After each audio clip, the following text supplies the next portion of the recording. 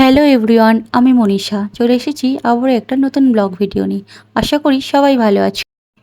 তো দেখো, সকালবেলা উঠে সমস্ত কাজ সেরে নেওয়ার পর আমি বিছানাটা গুছিয়ে নিচ্ছি। বিছানাটা গোছানোও হয়ে গেছে, এবার আমি স্নান করে নেব। তো স্নান করাও আমার কমপ্লিট। তো স্নান করে নিয়েছি। আর যা প্রচণ্ড গরম পড়েছে তার জন্য আমি সকালবেলায় স্নান করে নিই, কারণ যত বেলা হয় কলের জলটা একটু গরমই বেরোয়। আর দেখো, আমি রোজকার মতো একটু স্কিন কেয়ারও করে নিচ্ছি আর সিঁদুর পরিয়ে নিচ্ছি।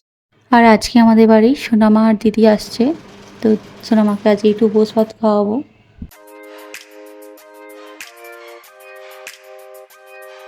আর সমস্ত কাজ কমপ্লিট করে এবার আমি যাব ছাদে জামা কাপড় মিলতে।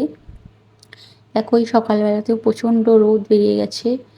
জামা কাপড় মেলা কমপ্লিট করে নিয়ে আমি নিচে চলে গেছিলাম রান্নার জন্য।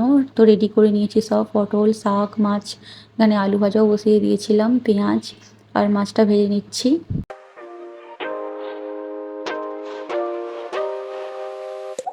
এদিকে আমি চিংড়ি মাছটাও ভেজে নিচ্ছি হালকা করে মালাইকারি করার জন্য। তো আমার মাছটা ভাজা হয়ে গেছে, তারপর আমি মাছের ঝালটাও বসিয়ে দিয়েছি।